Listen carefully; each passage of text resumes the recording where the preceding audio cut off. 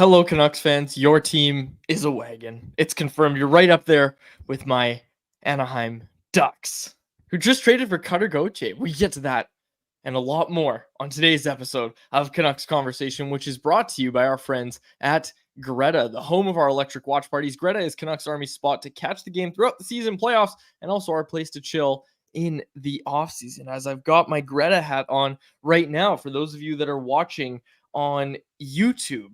Uh, let's start there, Harmon. Let's start with the game.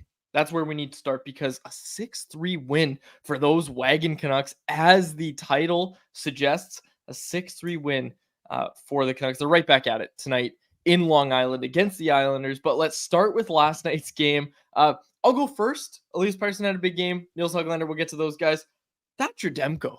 I think that is the perfect time for Thatcher Demko to turn in a start like that. And I will eat a bit of crow right here on this podcast because on Rinkwide, after the game in New Jersey, I was throwing around the idea of, well, maybe Casey DeSmith gets this game. He'll start tonight in Long Island and for good reason. But I was throwing out the idea that maybe Demko just needed a little more time off. Looks like he just needed more time to play because last night he was dynamite for the Canucks against the Rangers. 39 saves on 42 shots against. That's good for a .929 save percentage. And hey, we brought it up yesterday. There'd been a lot of starts where Demko hadn't posted a save percentage over 900, which is alarming when you're in the Vezina conversation. But last night goes toe-to-toe with Igor Shesterkin, the bright lights of New York, all that, and Demko comes up super clutch for the Canucks. I honestly thought he was the MVP for them last night. Yeah, he was terrific. And honestly, that game as a whole was a spectacular performance against an opponent like that, breaking down this Rangers team that under Peter Laviolette has been really stingy defensively. They've been hard to break down. So for the Canucks, it's one thing to put up 8 goals on the Edmonton Oilers when they're a defensive and goaltending mess. It's one thing to dunk on the St. Louis Blues 5-0 early in the year when they're a mess, to put up 10 on the hopeless Sharks, to beat up on the Ottawa Senators or even the Devils, where their goaltending and defensive situation isn't particularly great. But to break down the New York Rangers with Igor Shesterkin in net, with the quality of blue line that they have, with how structured they've been this season as a whole, that's the type of performance that makes you rethink what the ceiling of this Canucks team could be. And what I loved about the performance too was just the timing of it, in the sense that with it being a marquee matchup against the New York Rangers, a lot of the Eastern media watching games at MSG, that performance really, I think, woke up, if the rest of the hockey world hadn't, to the Canucks' potential for the rest of the season, not just as a playoff team, but now as a legit threat in terms of, what could they do once they get into the postseason? And out of market media and fans got to see everything that makes this Canucks team special this season in terms of the top of the lineup. All your stars are going. Paterson, Miller, Besser, Hughes and Hronek turned in, I thought, a spectacular performance as well. You had, but not only that, but a balanced performance with the rest of the D pairs as well. You got the top to bottom scoring, in the sense that bottom six, Nils Höglander stepping up. The Garland Joshua line played well too, and you get the great goaltending. Like, this was the perfect encapsulation, the perfect one game sample for here's why the Canucks are such a dangerous team this season. You can say it. You can say they're a Stanley Cup contender and that you're totally on board with that after last night. Go ahead. You can say it. Are you saying it now? They keep doing this. How can you not, right? Like, and we got a preview of what it's going to be like when the Canucks and Rangers face off in the Cup final this year. 30 years after 1994, we should say. We got a sneak preview because the Canucks got 0 power plays last night, and they have not gotten a call lately. So the officiating is arriving a little bit early. The officials know that the Canucks are a Cup contender, and they are officiating like the Canucks are already in the Stanley Cup finals against the New York Rangers. In all honesty, like, I didn't really have a problem with the officiating last night. It's just funny when you look at it through that lens that, yeah, you don't get a power play last night, and the Canucks just haven't seemed to get calls go their way lately. But hey, it hasn't affected them, and we don't even need to talk about it because you don't need a power play when you're scoring as well as the Canucks are at 5-on-5. After the New Jersey, yeah, go on.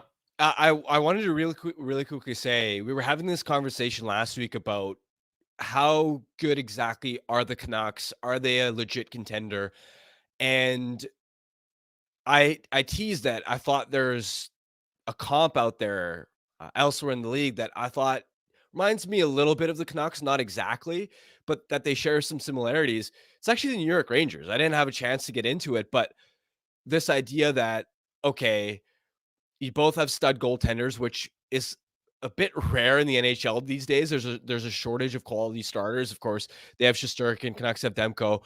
Uh, both also similar in the sense that profile wise, they're not dominant when it comes to 5-on-5 controlling play when you look at shots or scoring chances necessarily. Like it's easy for outsiders, stats only people to look at a team like the Rangers or the Canucks and think, oh, they're nothing special. They're riding a hot shooting percentage or whatever. But because these two teams have both the goaltending and the star talent at the top of the lineup with the Rangers having Panarin and Zibanejad, Kreider, Adam Fox as well, just similar to how the Canucks have Quinn Hughes, that both these teams are going to outperform how well they control play, and that they're going to be more efficient shooting wise than most NHL teams because you have shooting threats like Pedersen, Miller, and Besser, and they're also going to get more saves than most teams. So I've thought about that for a while in the sense that they do share some similarities. Also in the sense that the Rangers are also looking for scoring wingers to round out their top six as well. Rangers also have a pretty well balanced defense, just like the Canucks do, which I never would have thought I said a year ago. It's pretty remarkable how quickly this management group has improved the blue line. But yeah, that's a quick sort of comp that came to mind. I know it's not perfect, but it was something I was thinking about last week. I like it. Last night was a night for me where I've been kind of on the brink of calling them a bona fide cup contender for a while now. But I think last night, one knock that against this team is that they haven't really had to take down the top teams. And when they face them, they haven't won or they haven't won handedly. Last night, the Rangers get booed off the ice each period. They get booed off the ice by their home fans at Madison Square Garden. Only a cup contender could make that happen. In all seriousness, though, I just wanted to bring this angle up because this is something I thought about a lot. Whenever this conversation comes up, people are like, well, they're good, but they don't have any playoff success or playoff experience, so it's hard to call them cup contender.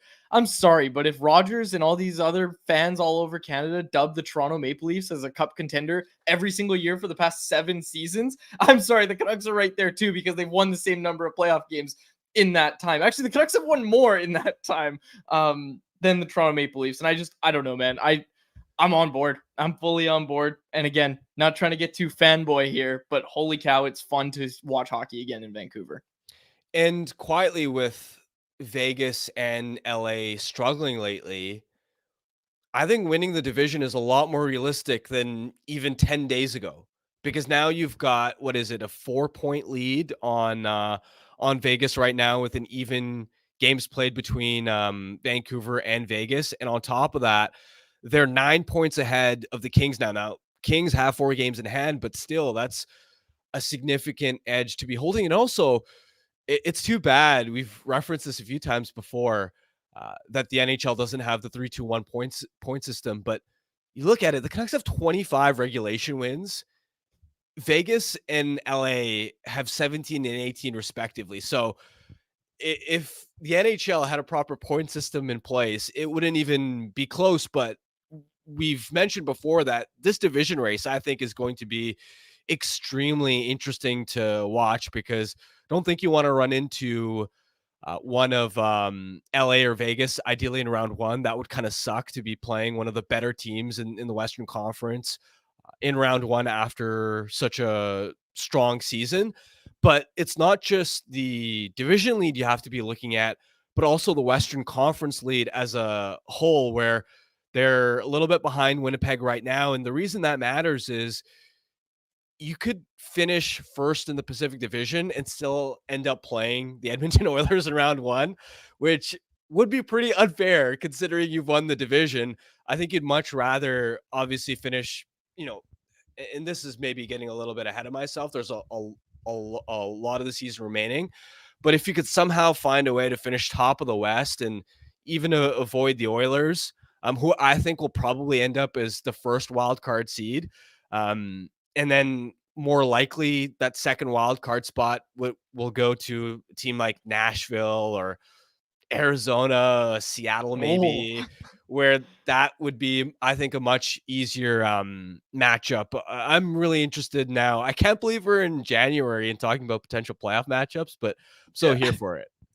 Well, we talked about how important first in the Pacific is, and you actually used it as a good counter argument when I was bringing up the idea of just going all in on this season. But if they're gonna win the Pacific, you get the soft matchup in the playoffs.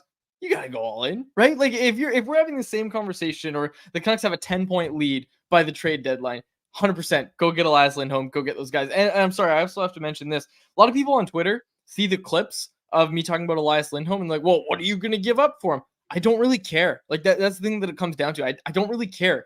Go all in, send it, make it a good season, go deep in the playoffs. Well, one thing I'll say is I'm not opposed to aggressively buying at the deadline, but and this is irrespective of what you think of where you think the Canucks are at in terms of whether they're a contender or not. This would apply, I think, to every contender in the NHL, which is, and I'm going to turn this into an article later this week, maybe either this week or next at The Athletic, but looking at the biggest rentals of the last 10 years, and the math isn't actually that favorable in terms of the history. I don't have the exact numbers in front of me. It's on my other computer, but I think I counted roughly 20 rental trades where teams gave up a first round pick.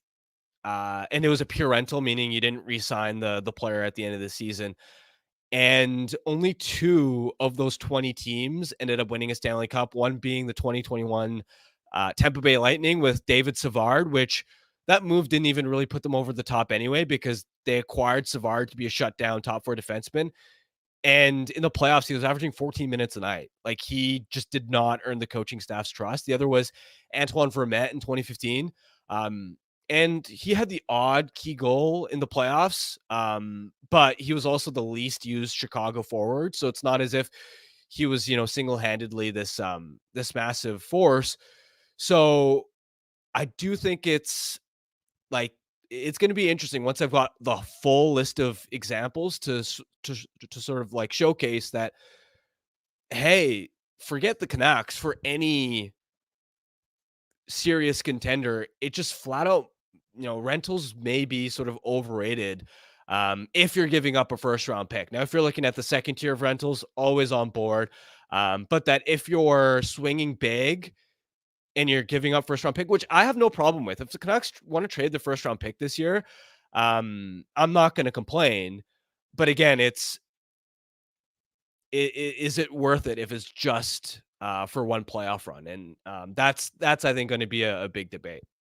That's absolutely fair. And just before we get to Jeff Patterson here, I should also mention that this hunt for first in the Pacific, I wrote about this recently. Like, all of the Canucks games against the LA Kings come basically in the month of March. Like, their first one comes at the end of February, and then the rest of them are fiddled out throughout the rest of the season. Like, the home stretch is when these 3 teams, including the Vegas Golden Knights, are going to play most of their games against one another. I know Vegas and LA have played each other more, but for the Canucks, all of their matchups are still down the road against Vegas and LA. So these matchups are going to have heavy implications.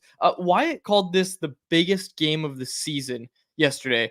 I think for the reasons you mentioned, it was, in terms of how many people were watching it as well, but also just Elias Pettersson. I just want to quickly talk about him before we get to Jeff Patterson. Of course, we'll continue the conversation afterwards, and still have to preview the Islanders game, albeit briefly. Elias Pettersson last night, 2 goals and 2 primary assists. I gave him that same stat line the night that he had 1 assist against New Jersey. I already talked about it yesterday. I talked about it on Rinkwide with Jeff as well. That Elias Pettersson's kind of box out effort was what led to Miller's goal. So he's been all over the ice. He's been fantastic once again. And the Lotto Line, again, really, really good. And again, I got to eat crow because yesterday I threw out the take that, hey, maybe against the Rangers, who have a little bit more depth right now than the Devils did, maybe they give the Canucks other lines some fits, right? Like maybe it becomes an issue that they're loading up the Lotto line. Didn't seem to be the case, and I don't anticipate it'll be the case tonight against the Islanders as well. What did you think of the Lotto line, and namely Elias Pettersson? Unbelievable. I mean, just pulling out the full bag of tricks, you can really start to see not only the confidence, but that Elias Pettersson is just straight up having fun playing hockey again. It's just so much fun to watch him with Besser and Miller. They're legitimately unstoppable. And it's what I mentioned on yesterday's show, that they can just score in so many different ways. That's what makes them unguardable when you have three players with elite skill who all think the game at a really high level. That and then the X factor is that they're all willing to put in the dirty work on the forecheck, to pursue the puck, to battle in front of the net. They all have pretty good hand-eye coordination. They can score off deflections, rebounds, rush. It's no wonder they've been absolutely feasting. And man, I'm just so excited to see them go up against the Horvat and Barzal line tonight, because that Horvat line has been really buzzing this year for the Islanders as well. You talk about entertainment value. Last night's game was extremely entertaining. There's storylines tonight, Harmon. There's storylines, and that's got to be number one, right? Those two top lines going head to head. Let's bring in Jeff Patterson, who, of course, will be breaking down this game as well as every other Canucks game on Rink-Wide Vancouver post-game. Jeff, I love the shirt choice. Well, a couple of things, guys, and thanks for having me on again. Botchard Project articles are going to roll out starting tomorrow, so it felt like the timing was pretty good. And again, I heard you talking about Elias Pettersson, that goal last night, and I said, which goal? Only scored twice, and the two primaries as well.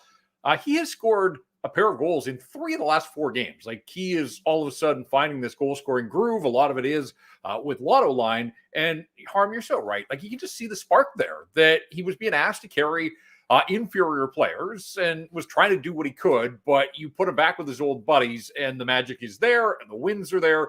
And it's funny because I have people coming at me on social wondering, like, you know, how can this team keep it up in terms of the scoring?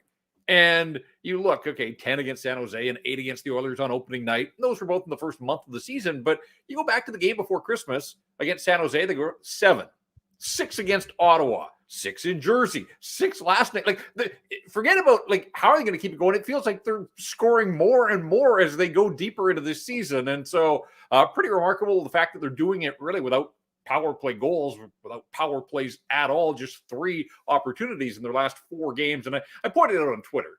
Like, it's not hurting them right now that they're not getting power play opportunities, but they have only 3 opportunities in the last 240 minutes of hockey. You're telling me that there's only been 3 infractions against the Canucks in 240 minutes of hockey. But the problem is that they get out to these big leads and then game management takes over. And you saw that again last night. And so if they're not going to get power plays in the first period, pretty good chance that they're not going to get power plays at all. And just to give you an idea how screwy it is, and it's a very small sample, I get that.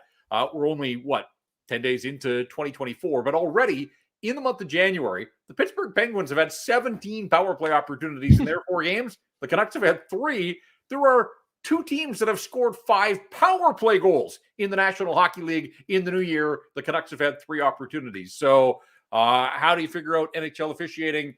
You don't. But as was pointed out to me on social, and you mentioned a little bit there, Dave, look, maybe this is great preparation for the playoffs when the whistles get put away and you do have to win games 5-on-5. They're not relying on a power play that was out of this world good early in the season. And I keep coming back to Quinn Hughes. In his last 24 games, he's got 4 power play points. The guy's got 50 points on the season. Like, if the power play was humming in the last 20 games, he'd have 65 points at the midway mark. See, like, it is remarkable what he is doing and what the top end of this lineup continues to do for the Vancouver Canucks.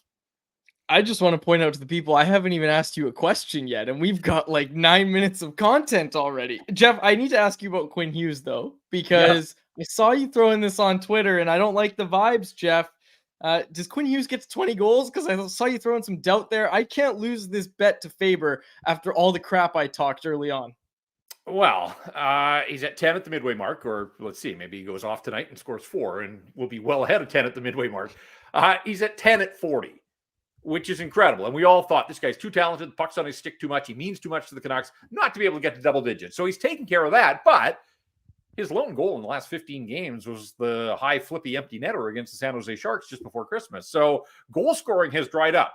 Some of that's the power play that I just mentioned, that it goes hand in hand, and the 20-game splits back that up. I mean, the power play was 30% in the first 20 games, and it's around 15% over the last 20. So, I'm not concerned, but I do think that it's going to be difficult for him to get to 20. I mean, it would be an incredible accomplishment. I'm more focused, Dave, on 100 points. And I come back to this idea that he's at 50 right now through 40 games.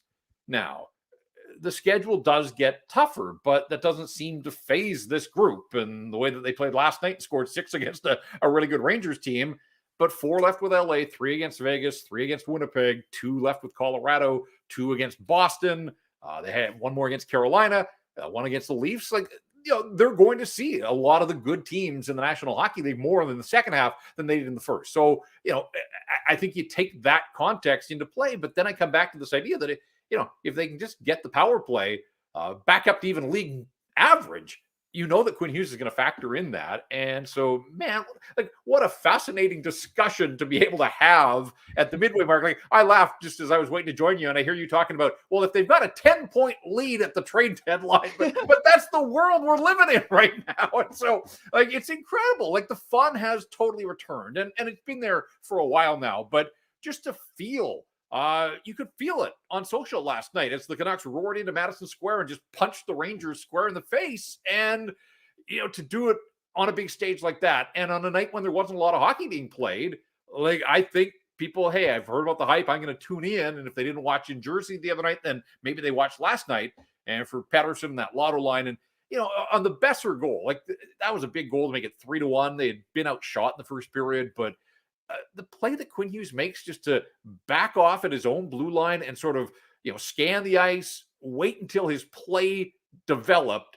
And the way that he's that's what he does. He's just a maestro out there. He basically draws the Rangers into the places that he wants them to be, and then feeds it up ice to Pettersson and on to Besser, and they score. And so, if the Rangers get out of that first period, they're probably disappointed that they're down a goal, but at 2-1, no big deal. But 3-1, I thought was a kick in the junk for the Rangers there. And then obviously the goals that they scored in the second period, and Petey, the hand-eye and the patience and the poise and everything. That's why I figured I should wear the Bro Do Your Deeks, because, man, did he ever. And I know on Rinkwide last night, we were trying to come up with this idea, was that his best goal ever in the National Hockey League? I think I still stick to, remember the one against Columbus at home when he came out of the penalty box and he seemed like he was fueled by rage of being sent to the penalty box, and picked up the puck and just gained 20 yards on the Columbus defender and his rolled past him, got tripped up and still scored. I think to me that's still number 1 on my list, but there are, we were watching some YouTube videos of his best goals last night and lots to choose from, but the one last night, I think, is now in that conversation as well. I gotta say that one in Columbus. Sorry, Harm. The one with Columbus. That's the one with his leg. His leg ended up in the air, and he posted that photo everywhere. I also just want to say I think his first goal also deserves some credit, because Mike Smith's still looking for that puck to this day. Anyways, Harm, what's your question? Yeah, no, I was just gonna say you also brought up a great point in the sense that I think this team is starting to capture a lot of the casuals as well, because I'm part of a Snapchat group with my friends, and a bunch of them are sending videos of the Canucks game. And I'm like, since when did you guys become hockey fans? I didn't think you guys were tuned in at all. But obviously the Lotto Line was a huge part of the entertainment value. And I think a lot of us are hopeful that they can stick together as long as possible. Long term, though, as we discuss rest of the season, potential playoff matchups, do you think the Canucks have enough depth to be able to stick with the Lotto Line as a consistent trio, maybe if they even pick up a forward at the deadline? I see the pitfalls, but I'm all about riding it right now. Why wouldn't you? The way that they're going, the fun that they're having, they're going to run into some nights where other teams have Selke candidates and have goalies that stand on their head, and the matchup just doesn't work for them. They're not going to score 8 points a night for the rest of the season. That's just not the way it works. But, why wouldn't you ride the hot hand?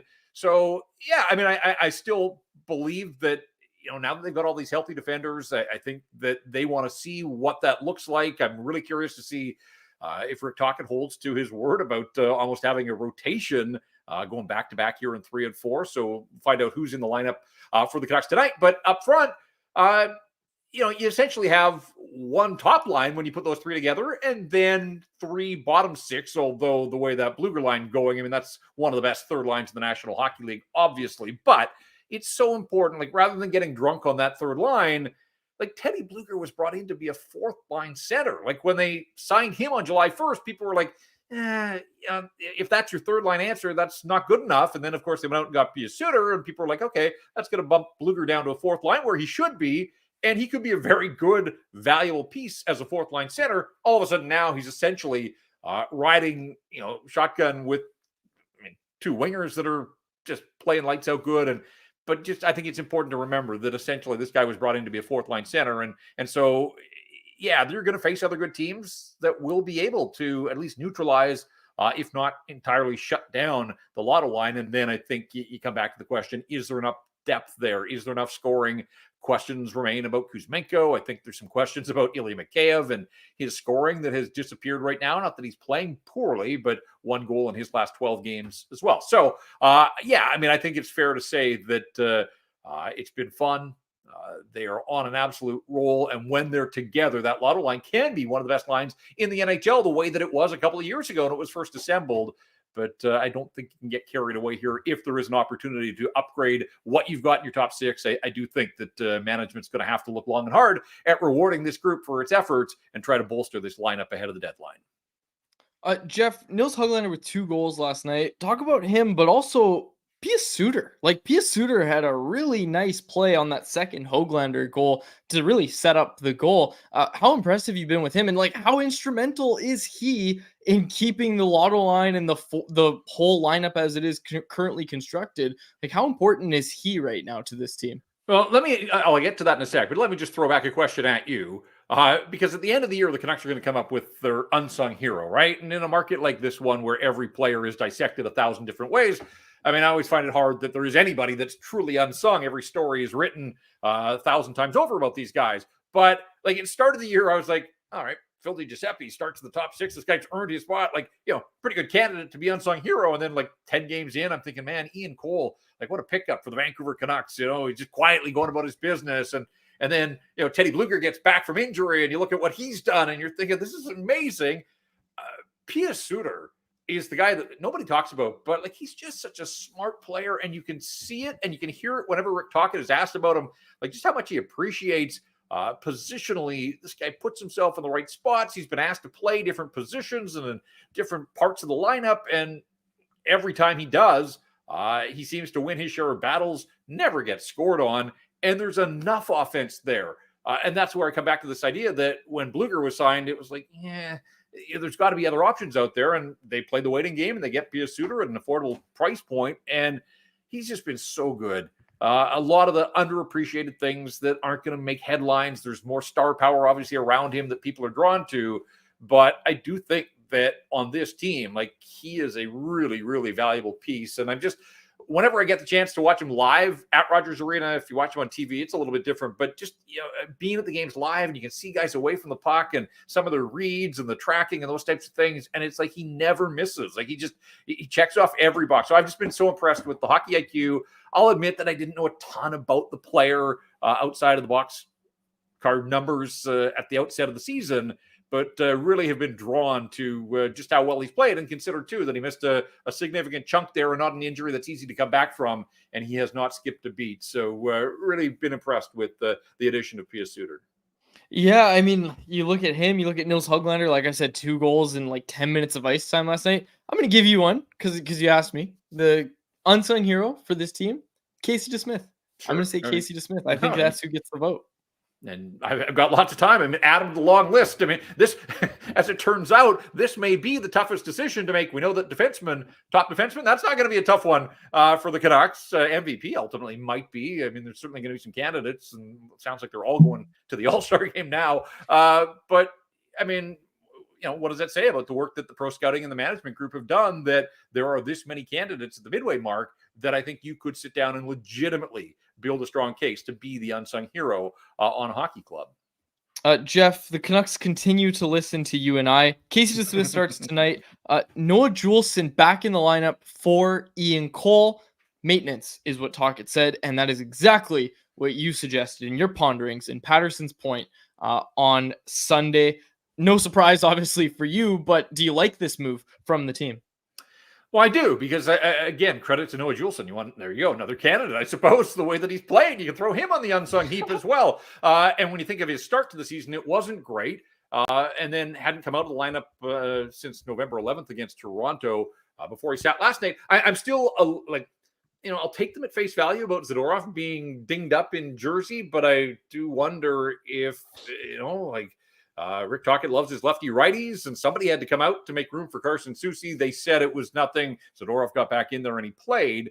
But no, I like this. Ian Cole's going to be 35 next month. This guy's done everything in the NHL. He doesn't need to play a game against the Islanders on the 9th of January. Like, that's not where the value of Ian Cole comes in. And this is 3-4. I know there's not a lot of travel when you're there in the metropolitan area, but still, it's the middle of a lengthy road trip in the dog days of the season. If they have the opportunity with 7 healthy defensemen that can play, I think load management is absolutely the way to go. And I did write about that on Sunday. Good on the Canucks. Rick Tocchet, it wasn't just lip service yesterday when he was asked about it. Said it could be a rotation. Curious to see how far that rotation goes, because, and I think this is sort of the snag in all of this, guys, is that Tyler Myers needs to play all 82 to get to 1,000 games on the final night of the regular season in Winnipeg, of all places as well. And full well a guy that's out of contract, that's going to be 34 here on February the 1st. Right shot guy, the season that he's having, there's probably a contract out there for him somewhere next season. But if they sit him down, if they ask him to sit down for a game, that he knows the math as well. And I think that's going to be a really, really difficult conversation for a guy that has taken a beating here, has never lived up to his contract. But I think he's actually had a really nice bounce back season for the Vancouver Canucks. He's not a perfect player. He's going to make mistakes. They're loud because he's so big. He stands out. But he has, looked at it today. I mean, among defensemen in the NHL that don't have a power play point, he's second in scoring to Jacob Slavin. Like, there's only one guy in the league that has more points without a power play point than Tyler Myers. So, we all talk about Hughes and his production and Hronek to a lesser degree. Like, Tyler Myers is on pace for a 35-point season as a, depth defender who is just finding ways, obviously, get the puck up to the forwards, and they're doing so much scoring this year that everybody's going to pick up their points when they go here. But I think this is the right call for Ian Cole and for the Hockey Club and for Noah Juleson, who Rick Tocchet said, like, it was a tough decision to bring him out of the lineup based on the way that he has played over the last couple of months. Jeff, I was just reading the YouTube live chat. People are chiming in on this conversation about the unsung hero. People throwing out Dakota Joshua. We got a Patrick Alvey. See, Dakota Joshua, come on. Like, Dakota Joshua has got all the love in the world. Like, I think he's evolved. He's leveled up past the unsung hero. I think everybody in this market thinks that he's going to get paid and he's having the kind of season. So that's why, there are no firm guidelines on unsung heroes. But I just, in a market like this one where everybody's story is told so many times, like, it is truly hard to get two people to agree on what constitutes like a legitimate unsung hero. But I think Dakota Joshua has sort of emerged last year under Tocchet, and the season that he's had here, I have trouble seeing him as unsung in the Vancouver market. If memory serves, he was the unsung hero last year, wasn't he? Didn't he actually win unsung hero last season, or am I completely misremembering? I'd have to go back. It's one of those things that doesn't stick with me year over year. So I don't think guys set out at the start of the year to be the unsung. They'd all want to be the MVP, right? Like, this is a consolation prize to some degree. It's nice to be acknowledged, I suppose, but nobody starts the season thinking I'm going to be the unsung hero this year. Marcus Granlund would like a word, Jeff. It was Joshua. I had to Google it. Yes, Joshua won it last year. And Marcus Granlund, like I said, that's the most memorable unsung hero in my mind, is Marcus Granlund, who played with the Sedins that season and got his unsung hero award and walked away. Jeff, thanks so much for doing this. Really appreciate it. Just one quickly on year-end awards. Didn't David Booth win the most exciting player of the year? The Sedins won, like the Hart and the Art Ross. Like, there are times you just have to look at the year-end awards and think, not so much. Oh, that's great. That's a nice trip down memory lane. We're going to have to continue that. I'm sure we're going to have to continue that. Thanks so much, Jeff. All right, guys. There he is, Jeff Patterson. Check him out on Rink Wide Vancouver tonight, wherever you get your podcast. And also, a lot of people were pointing it out in the YouTube chat. There's more people with each win that this team picks up. There's more people tuning into this show. So if you're new here, make sure you hit subscribe, hit that bell. We go live Monday to Friday at 2 p.m., except for yesterday, which threw off a lot of people. 2 p.m. every day, Monday to Friday. We are live. I'm not around tomorrow. It's going to be you and Irfan Ghaffar sitting in the host chair at our regular studio at Sheraton Wall Center. We're not there today. But again, thanks to Jeff and people. Check out Rink Wide Vancouver, where Harmon and I are regular hosts. Okay, I threw out some lineup information at you, Harmon. I don't think we need to dissect any further the decisions. We knew DeSmith was going to start. And hey, I think we're both pretty happy to see Noah Juleson get back in. Again, Jeff wrote about the load management aspect for the Canucks, and we talked about it yesterday too, and I think we both agree that it's a good move for the Canucks. Anything you're watching tonight in this matchup against the Islanders? To me, it's just the head-to-head Horvat versus Lotto Line. That's going to be so fun to watch. Obviously, the Canucks on second leg of a back-to-back may not have as much juice, although as JPET pointed out, there isn't as much travel when you're in that sort of New York area for those 3 games. I think that's really where the game lies, because the Islanders don't have a ton of depth, and their blue line, I'm curious to see. As of last week, it was still banged up. Yeah, I haven't had a chance to see the Isles lines yet, but I'm looking at what their D pairs look like, because like a week and a half ago, they were pretty rough there in terms of the number of guys that were out. And just that head-to-head at the top lineup, because the Isles aren't a particularly deep team offensively, and so if you can win that matchup at the top of the lineup, you're really going to love the Canucks odds in tonight's game, even though they are the less rested team. All right, you nailed it yesterday.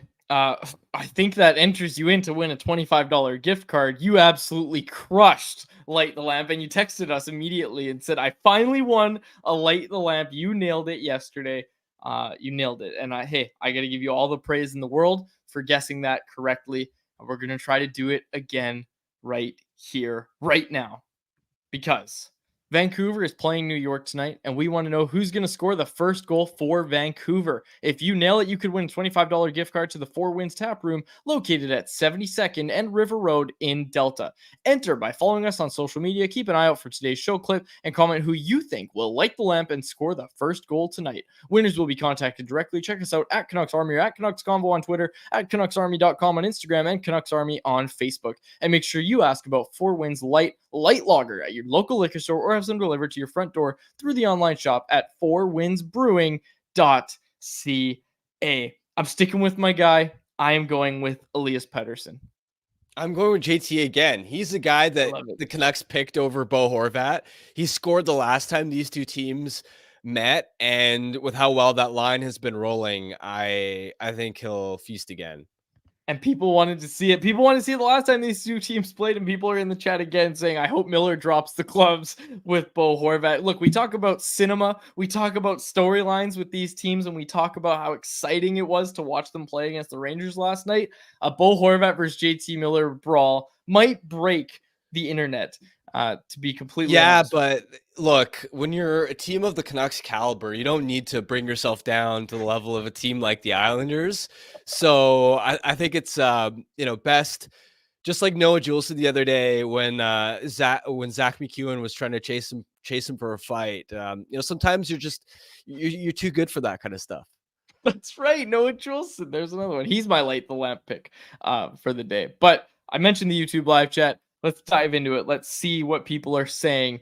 Our lovely listeners and viewers, I should say. People, get your anyone else's in, because as you guessed, it's time for Anyone Else, presented by DoorDash. It is our listeners' chance to get involved and hit us up in the YouTube live chat, and it's also our listeners' chance to get 25% off and 0 delivery fees on their first order of $15 or more. 25% off, 0 delivery fees on your first order of $15 or more when you download the DoorDash app and enter code NATION25. That's all capital letters, NATION, and the numbers 25.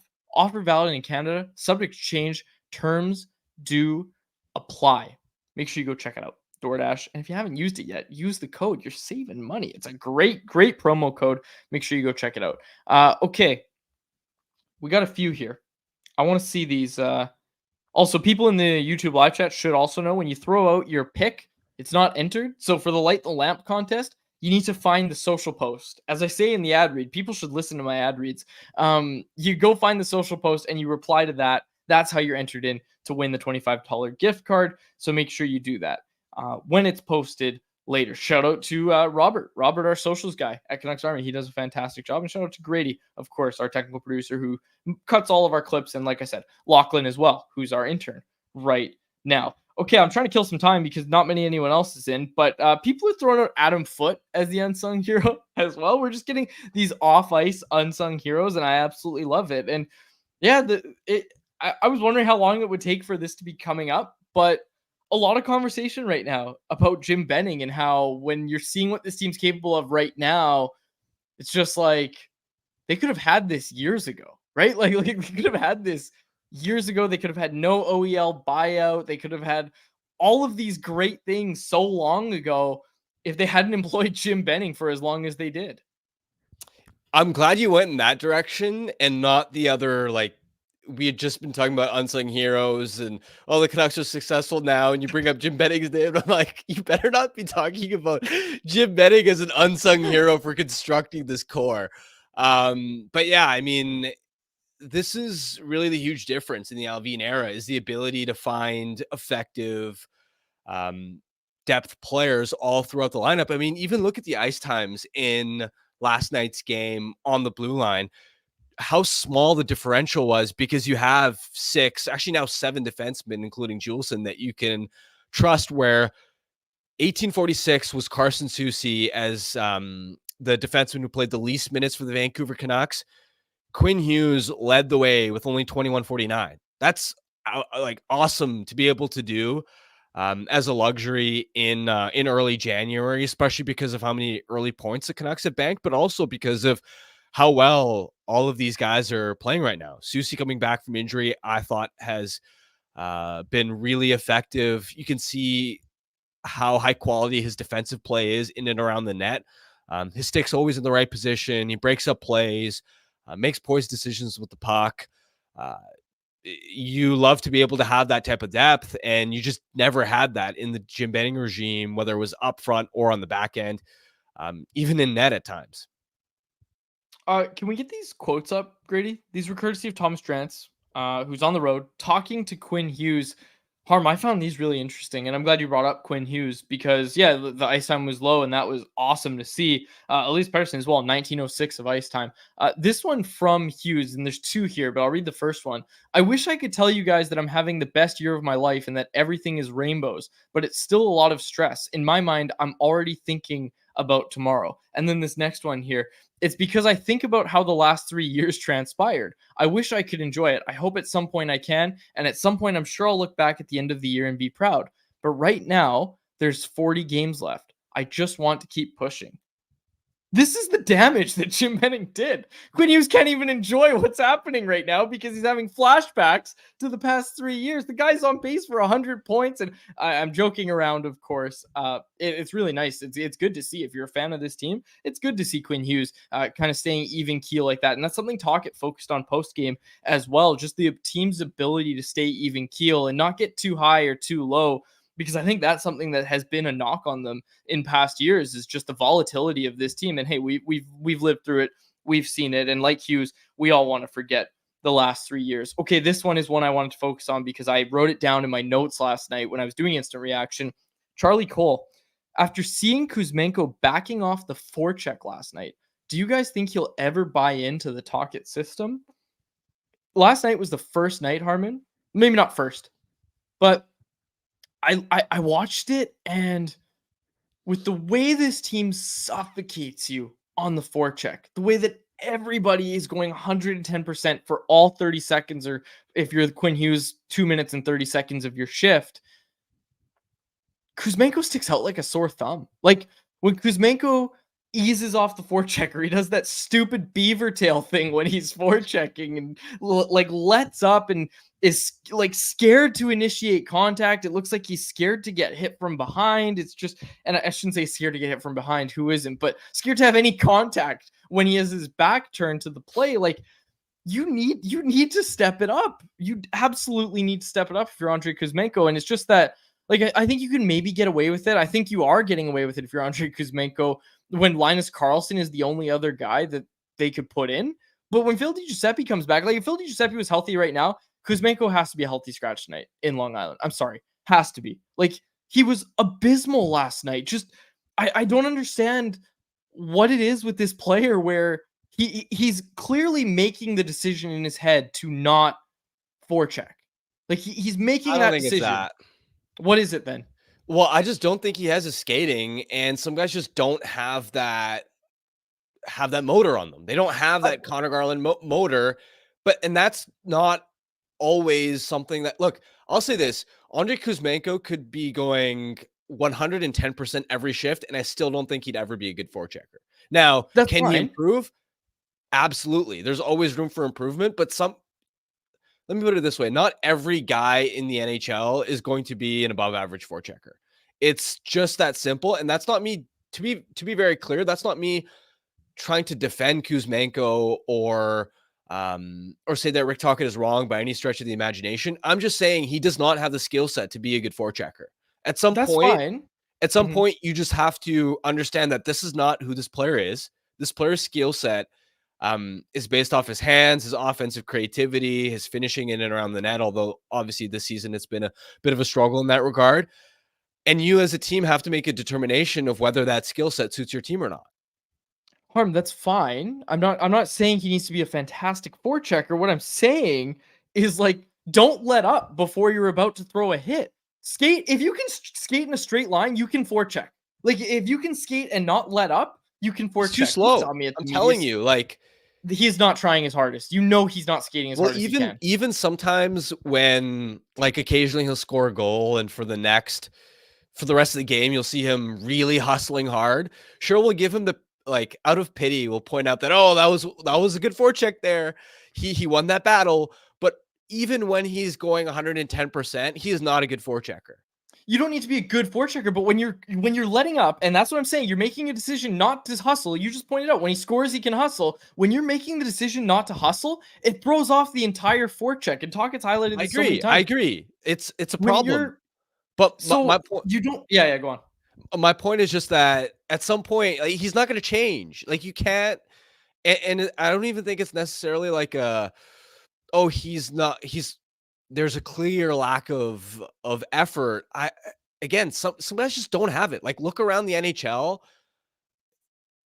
No matter how many coaches guys sometimes cycle through, no matter what pressure they're under, they just can't do certain things. Just like some players can't stick handle a puck the way Kuzmenko can. Kuzmenko can't forecheck the same way other guys can, regardless of whether his motor is running at 70% or 95%. I'm just saying skate to the position and skate hard. I'm not saying you need to be really good at intercepting passes or getting in with your stick, because that all goes into forechecking as well. I'm not saying you need to be a good forechecker. I am saying you need to forecheck. You don't need to be great at it. Yeah. You just need to skate. You just need to move your feet. That's all you need to do. And this is my point. Even when he hustles and moves his feet, he's still too slow. Like, but he's never going to know. He's still in the right position, and he's forcing the defenseman to make a play. That's what forechecking is all about. He's forcing them to make a play. When he's giving them time and space for no reason or not finishing his checks, that's where Tocchet's going to have issues, and that's where I took a lot of issue with his game last night, as did Charlie Cole, who said, I didn't mean to make you guys fight, with a bunch of sad faces. Well, and here's the thing. Like, ultimately, I'm playing devil's advocate on this side in the sense that I just don't think Kuzmenko is ever going to be a Rick Tocchet player and is ever going to fit in this sort of system for what they want. But like, make no mistake, I agree with you that his he's just not a fit with the way they want to forecheck, with the way they want to play. I don't have a huge problem with the way Tocchet's honestly handled Kuzmenko's deployment. I'm not up here saying, oh, Kuzmenko hasn't deserved to be scratched, and I don't have any problems with his play without the puck. I'm just saying those are warts, and I don't think they're going away. So you're either going to have to live with it or you're going to have to trade him. And I think at this point, it's becoming pretty clear that it's not really a fit with this team. Zachary Wilson had this two comments I want to get to. Zachary Wilson said Kuzi needs to take forechecking lessons from Höglander. Imagine. And that's what I come back to, Harm. Like you said, not everybody can forecheck. When is he going to have Höglander's speed? For 4 years, we watched the same guys that we're watching right now being good at forechecking, not forecheck. Like, that was a problem with Dakota Joshua. That was a problem with Nils Höglander. These guys not forechecking. Nils Höglander was always a good forechecker. Yeah, okay, but his letting problem up. was turning it over. Sure. I'm talking about letting up and not hustling 100% of the time. That's where issues have come up in the past. And this is another comment from Jeremy Lee. He said, are players like Panarin expected to back check, though? Whenever I hear comments like this, I always go back to a quote that we got from Bruce Boudreau at a morning skate when he was talking about Nils Höglander. And Bruce was a little harsh, but he said, I think Nils needs to learn how to play the game. If you're going to score 40 goals, that's one thing. Alex Ovechkin, how you doing? But if you're going to hover around the 20 goal mark, you better learn how to play without the puck. And that was the quote from Bruce Boudreau. And this is just what I keep coming back to with Kuzmenko is, okay, if you're at 39 goals, maybe you can look past it. But when you're not scoring, you can't be letting up like that. And I don't know. I took a lot of issue with it last night, especially knowing that, to some extent, I'm not 100% willing to rule out the fact that the player might realize that there's nobody there to replace him. And yeah, I don't know. I've seen a lot more hustle from him. I think the main point we're just disagreeing on is that I think we both agree his forechecking defensive play is not good enough. It's not a fit. I think the point where we're disagreeing is you're sort of making the case that he has to show more. He has to show more. And I'm just at the point where I'm like, you're not going to get more. Like, I think that's where I'm just at the acceptance phase that this is kind of who he is. And I mean, you see it sometimes when you're watching the tape, like quietly. There was one I was looking at before he had recently been scratched, the game before where he'd been benched in the third period. I can't remember which game. I was going back and looking at the shifts to just see, like, okay, was there something egregious that I missed? And it's just like, first shift of the game, Kuzmenko's covering. Kuzmenko's on like the right wing. The defense make a DDD pass, and I think it's Lafferty who is chasing the defenseman on the right side. And Kuzmenko, for some inexplicable reason, chases after that defenseman as a second forward, even though he has no chance of closing and winning the puck back. And the defenseman just passes it, goes D again. Now, all of a sudden, that like neutral zone right side that Kuzmenko should have been in terms of being in the right spot is vacant. And the other team entered the zone on that side. And I'm just like, yeah, I understand why Rick Tocchet gets driven nuts by some of these plays. But yeah, again, my point is just this is who he is. I don't see a lot improving. I just think I've seen it. I've seen it with my own eyes. I've seen him hustle. And I've seen it, especially on nights where he gets back into the lineup after being a scratch. And I'm sure, you got to send a message, because it's not even about message sending at this time. If you're the player here, you need to start. You need to fire up your engine by yourself. It can't be on the coach to keep benching you and make you, hustle for a game and then stop as soon as Phil Giuseppe's hurt. I don't know. I was really bothered last night when I was watching Andrei Kuzmenko play. Okay. We'll move on. I'm cutting off the Kuzmenko conversation. We can agree to disagree on this one. This one from Nuckhead, and we'll close out on this one, Harm, before we get to our Betway bet of the day. Are you guys all in for this being the year? I really believe in this team. How many terrible starts can we expect from Edmonton moving forward? LA is only getting better. In the same vein, someone brought up, imagine the West Coast Express team if they didn't have Dan Cloutier in net. Like, maybe that team missed going all in, right? And every time I bring up the West Coast Express, I need to mention a lot of the history and knowledge we have of those teams comes from Scott Rintoul's series that he did, his podcast series. Go check it out. Fantastic episodes about the West Coast Express. But you just think about those teams, right? You think about those teams, and I don't know, man. I don't know. I think about this team and what they're doing right now, and I keep coming back to, what are you going to build toward if you keep your first round pick and you're, I understand you want to be in the playoff hunt every year, but are you ever going to have a chance like this where you've got Thatcher Demko for a good price, you've got Quinn Hughes on a phenomenal contract, you don't really have to worry about the OEL buyout, you've still got Elias Pettersson on his contract, you've still got Philip Hronek on that contract. I don't know. I just think you go for it. I think you go for it this year. Yeah, and I'm with you in the sense that this year's first rounder, I have no problem with moving it for the right piece. And again, I'm not sold yet on the idea of doing it for a rental, but yeah, I mean, it's going to be a later first round pick. It's not going to be in the top half of the first round at the very least. And I'm much more willing to part ways with that rather than, let's say, a 2025 first rounder, which that's an important distinction too, because 2025, you never know what's going to happen in the NHL in terms of injuries, horrible luck, offseason moves that go wrong. And we've seen teams like San Jose and Ottawa deal future first rounders, and they end up being lottery sort of top 5 picks. So yeah, I mean, late for, and that's the other thing, right? First round picks aren't made equal. There's a huge value drop when you have a first round pick that's, let's say, in the 20 to 32 range, as opposed to top 10, top 15 pick. There's a huge value differential, even though first round pick sounds the same. I mean, even with the Isles trade, that's why we were so excited about that first round pick and its value, because it was, okay, like that's going to be a middle of the first round pick, not deep into the 20s. Whereas obviously this year for the Canucks, it's going to be in the second half. And again, you look at the probabilities of actually landing an impact NHL player in the 20s, it drops off pretty dramatically. So yeah, if you find the right piece, hopefully somebody with team control, I'm not opposed at all to dangling that as a trade chip. Nuckhead bringing up that Myers and Cole, their contracts come off the books. That's $9 million right there. Go get Elias Lindholm, extend them. And yes, I know you need to replace Myers and Cole, and that's probably going to cost a little bit to end up doing that. And of course, as I mentioned, you've got some other stuff to take care of. You know what we've done really well, Harmon? We haven't talked about Elias Pettersson or his contract basically at any point, and we're going to continue that streak because we're closing out today's show with our Betway Bet of the Day. But we'll see if you and Irv, I'm sure you guys will get into it tomorrow as Frank Saravalli joins you guys. So, folks, I won't be here tomorrow, but make sure you listen in as Harmon and Irfan Ghaffar do ad reads together. Okay, let's get to our Betway Bet of the Day, brought to you by our friends over at Betway. And Harmon, you already knew what I was going to bring in as the Betway Bet of the Day.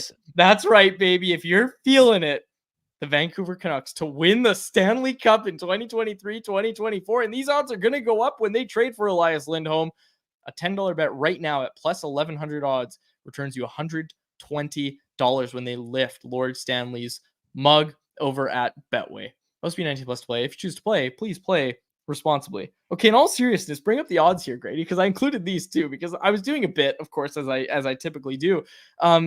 These odds, I don't know if we can get that zoomed in at all, but right now, 3 teams with plus 900 odds have the best or worst. I don't even know how Grady wants us to say it. Grady's the betting guy. He's like, oh yeah, you got to say it's the worst or the lowest odds, which means they have the best. Anyways, people who understand what I'm talking about, the team with the best odds at winning the cup right now, plus 900 for the Colorado Avalanche, the Edmonton Oilers, and the New York Rangers. Right behind them, the Boston Bruins at plus 1,000 with the Winnipeg Jets. And then there's 3 teams right after that at plus 1,100, and your Vancouver Canucks are included in that with the Carolina Hurricanes and the Florida Panthers. The Canucks are basically going to win the cup is what I'm trying to tell you on this show right now. It's confirmed. The sports books are correcting it. They're buying into the Wagon Canucks. Logan Van Dyke in the chat said not losing $10 on that. Nice try. But anyways, we'll close it out there. Harm, any final thoughts before we close out? And you're in the main seat tomorrow. Yeah, it's gonna be comedy seeing us go through the ad reads and figuring that out on the fly, but it'll be fun. Everything's easier when this Wagon Canucks team is rolling. Yeah, and we'll see if they continue to roll. Rick Dollywall actually pointed this out on Donnie and Dolly. I want to quickly get this in here. If the Canucks win tonight, it'll be the first time in their history that they have won against all three of those New York teams, the Rangers, the Islanders, and the Devils. It'll be the first time that they win all three of those games because, of course, they do all three of those games in rapid succession. So it'll be the first time they win all three on this road trip. So we'll see. We'll see if they pull it off tonight against Bo Horvat and the New York Islanders. Gary Bettman in shambles. Yeah, Gary Bettman in shambles. I thought you were going to say something. But for now, we'll close it out there. For my co-host, Harmon Dial, and our technical producers, Grady Sass and Lachlan Irvin, my name is David Wajali. Thank you so much for listening to another episode of the Canucks Conversation. Canucks Conversation with Harmon and Quads every weekday at 2 p.m. Be sure to check it out on the Canucks Army YouTube channel. And if you missed it, go check it out on your favorite podcast catch.